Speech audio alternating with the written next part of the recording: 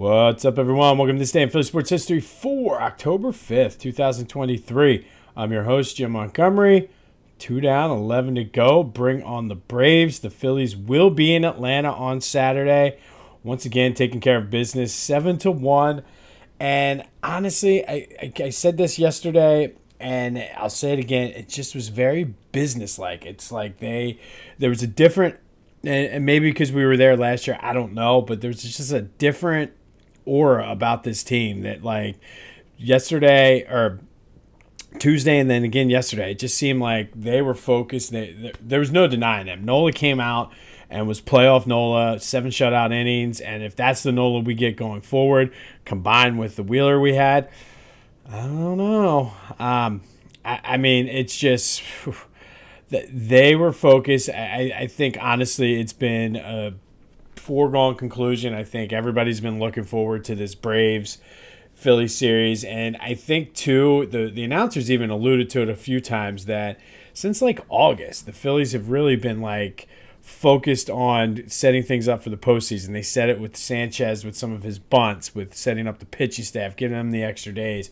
So I do think since it maybe the end of July, when it seemed like once the Braves kind of ran away with the division and we knew the Phillies weren't going to be able to contend, I think this is what everybody's been prepping for and setting up for, and I'm looking forward to it. It's going to be fun. I'm not even close to ready to make a prediction or breaking it down, but it just, it's going to be a series. Kerkering looked good again, and I mean, it just adds another dimension to that bullpen.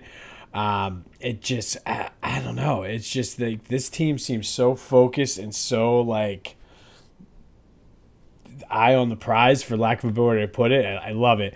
And I mean, Bryson Stott is just going to be a phenomenal player at some point in this league, or is a phenomenal player, but he's going to be a superstar.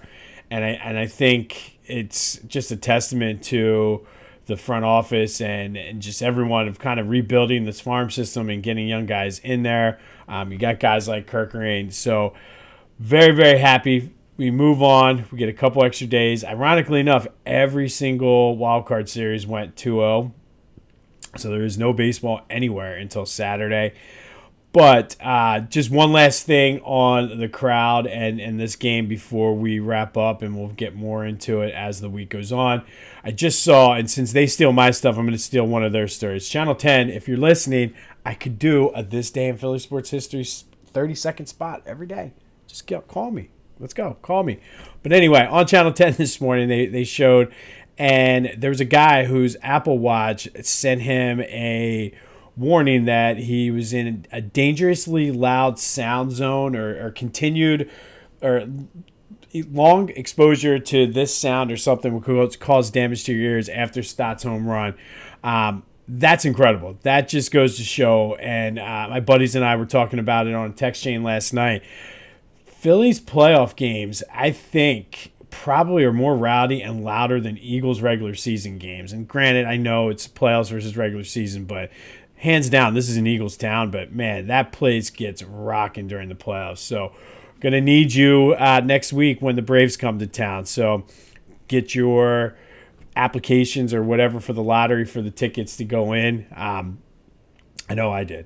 But Philly Goat did it again, and I'm sure there's going to be a new one again today. They have the Wheel Deal shirt in honor of Chris Wheeler. I always say Chris Wheeler. Zach Wheeler's dominated Game 1 performance. Basically 2 cards, a 4 and a 5, like poker style. So go check that out, the Wheel Deal. And like I said, check them out today. I'm sure there's going to be an Aaron Nolan one as well. Use that promo code Jim Montgomery for 10% off of your order. It's Philly Goat. Like, this is, buy everything on their site. It's just, you can't go wrong. And they're, like I said, they're always coming out with new stuff. So go to phillygoat.com, promo code Jim Montgomery. All right, before we get into the rest of today's episode, a few more quick housekeeping things. And a couple weeks ago, I said there was big announcement and things coming. I had to kind of pull back a little bit on that, only because this is not my full-time job, so it got caught up with some things with work and real life, and then also just the limitations of my own technology, which is why you need to buy the shirts so I can get better technology to start implementing some of the cool things I have lined up and planned. Like, I have a vision for where I want both of these podcasts to go. I just need some time and money and just skills. So I know some people had reached out saying, well, what was the big announcement? Did I miss it? I did not do it yet. I have something in the works. It's just a matter of, technically speaking, making sure I have it all done. And thanks for everybody who did reach out. You did not miss it. I'm still working out a couple of kinks and just trying to figure out the best and most efficient way to do some things. So stay tuned. You did not miss anything. Also, speaking of both podcasts, there is no new Back to the Future this week, basically because of the Phillies, and our focus is this month on the Philadelphia Sports Hall of Fame. So I'm going to kind of be replaying and refocusing on the interview I had with Ken Avalon. So if you did not check that out, go back and check out the interview we did with Ken Avalon, the president and co-founder of the Philadelphia Sports Hall of Fame. We're going to be doing stuff with them all month and leading up to that induction ceremony in November. Also, it's Thursday. That means a new episode of the Clashing Conferences podcast dropped. I have not gotten a chance to listen to this week's episode yet. I'm sure it's going to be good based on what happened at NFC East. So give my boys over there a check and a like and a follow. The Clashing Conferences podcast, wherever you get your podcasts, as well as on YouTube. All right. So going with the Eagles now. And I guess the Tush Push story just won't go away. I don't know. I've heard so much about the Tush Push and Travis Kelce and Taylor Swift that I don't know which story I've heard more of. And I'm sure there's a lot of people who will say the Taylor Swift thing, but whatever. But the Eagles received a warning about the Tush Push play, and nobody really was talking about it in the building. Kelce kind of mentioned it on his podcast that the play where Cam Jurgens was called for offsides on Sunday. Technically, he wasn't. It was just the refs were kind of looking for a penalty to call, and they actually missed the call. But I think the warning and just kind of reading between the lines of what Sirianni said was make sure you're lining up on sides and not getting the extra edge, which I think they do. I mean, it is what it is. I mean, you could call offsides, false start almost on any play. I mean, every time the center comes up, like they're doing this, heads are over. So I think it's just the league trying to take some sort of action and making it seem like, hey, we're hearing you. I don't buy it, though. But flipping the page onto the Rams this week, Cooper Kupp is pushing to play. He was I guess activated off the pup lift or however they do it. So he has 21 days for them to or his practice window open is what it is. So he's pushing to play against the Eagles. Would be like a big deal. And really put the pressure on the Eagles pass rush to get to Matthew Stafford. Sidney Brown was limited in practice with that hamstring, which is a good sign, especially if Cooper Kupp's going to play. One interesting thing that I saw that I did not realize, the Eagles are one of two teams that Aaron Donald has never had a sack against. So would love to keep that streak going on Sunday. But as we get closer to the weekend, we'll have more with the injuries as well as our picks. We're 4-2 on the season. So we're off to a much better start than we were last year. But other than that, very quiet in Eagles land, which I think is good. Nothing crazy is happening, so we'll take it at that.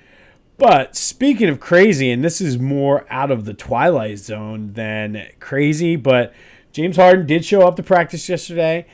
He practiced, and he actually seemed like a good teammate by all accounts. Basically, everybody said it was very positive. He looked in good shape, played hard, was high-fiving coaches, and just seemed like he was focused on winning. I'm not buying it, but I'll take it. Unless maybe somebody got in his ear and said, look, dude, this is your chance. Like, if you really do want out of there, you got to go in and be a great teammate and a hard worker. More on that as the week goes, but I'm anxious to see how day 2 of practice goes with James Harden. But by all accounts I read yesterday, everything was awesome, and he looked really, really good. You throw that. I'm not saying they're going to make a run because, I mean, Boston and Milwaukee are so good, but I don't know. Depending on how the draw goes, and this is what happens. I did it every year with Ben Simmons, and now I'm doing it with freaking James Harden. I'm getting sucked in. Anyway. Flyers finish up the preseason tonight. They got 3 more cuts to go until they've gotten down to their regular season roster. Union won 3-2 over Atlanta last night. They are 3 points back in 3rd place right now of the 2nd place, still 1 up on 4th place. There are 2 more games left before the playoffs push, so they can still increase their standings. But today, we are going to go back to 1929. And on this day in 1929, the Phillies lost both games of a doubleheader to the Giants, 5-4 and 12-3. They closed out that season with a 71-82 record, good enough for 5th place in the National League. But the story of the day was left fielder Lefty O'Doul. Yeah, I know. Lefty O'Doul, the left fielder. But he had 6 hits between the 2 games and finished the season with 254 hits, which set the Phillies record, which still stands today, as well as the National League record, which also still stands today as the most hits by a National Leaguer. Bill Terry of the Giants tied it the next year, but Lefty O'Doul's 254 hits is still the high watermark for hits in the National League.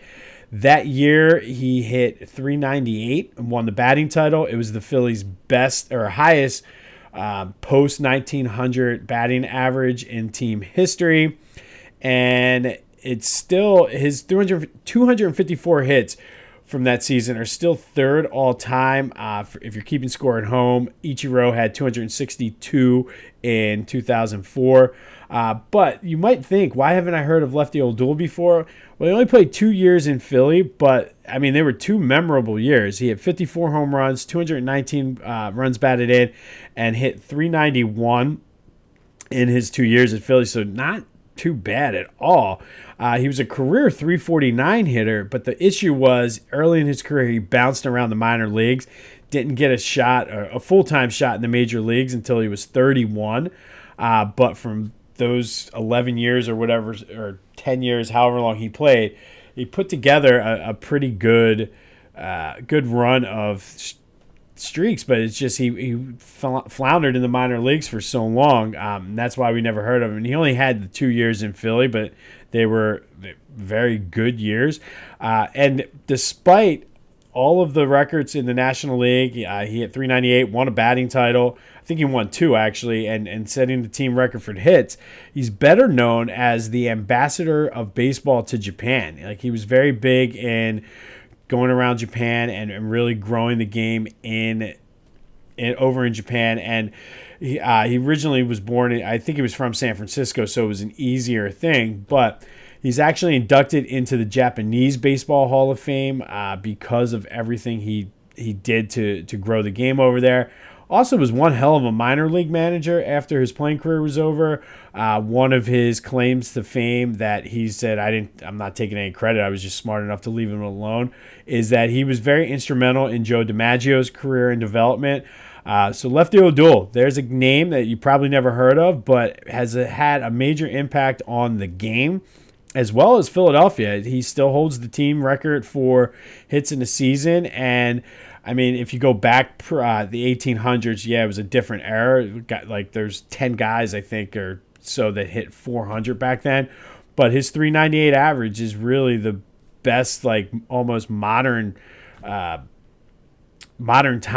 batting average for the Phils. But he only played 2 years, and they were 2 hell of a years. So on this day in 1929, Lefty O'Doul, left fielder for the Phillies, had 6 hits in a doubleheader to close out the season with 254, setting the team and the National League record. All right. Based on that, I don't think he's played long enough, but, I mean, you could very well make the argument that he could be in the Philadelphia Sports Hall of Fame. But I will say, and if you listen to the previous Back to the Future, know that this, to me, would be Wall of Fame worthy over Juan Samuel. If you don't know what I'm talking about, go back and listen. All right, so sticking with our Philadelphia Sports Hall of Fame theme for the month, I told you we're going to be talking about this year's induction class as well as the 20 for 20 they're doing. But one thing to kind of fill out the calendar, and I thought would be a fun thing to do, is I chose 5 people that I think at one point in time will be inducted into the Philadelphia Sports Hall of Fame. And if you listen to the interview with Ken, or if you're going to, one of the things he mentioned is just the long waiting list of, not so much waiting list, but the long list of great athletes that either are from Philly or played in Philly that are not in.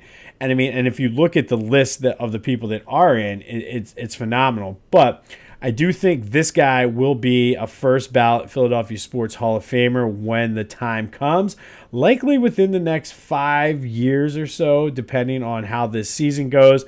And that is someone who hasn't missed a game since 2014. He's a 5-time All-Pro, 6-time Pro Bowler. He's made 148 straight starts, 153 if you count playoffs. He basically is the epitome of Philadelphia, and no player, I think, in the history of the city really has embodied and embraced the Philadelphian. And even though he is from Cleveland Heights, Ohio, that is Jason Kelce. I really do think the man is a legend, and he really is the epitome of Philadelphia, and he gets it. And it's one thing for a player to get it, and then it's another thing for a player to really play well. It's very rare that athletes are able to do both, and he's one of those rare breed of Philly athletes who is a great player. I think he's probably a first ballot or Pro Football Hall of Famer as well. But then he's got a good pulse on the city.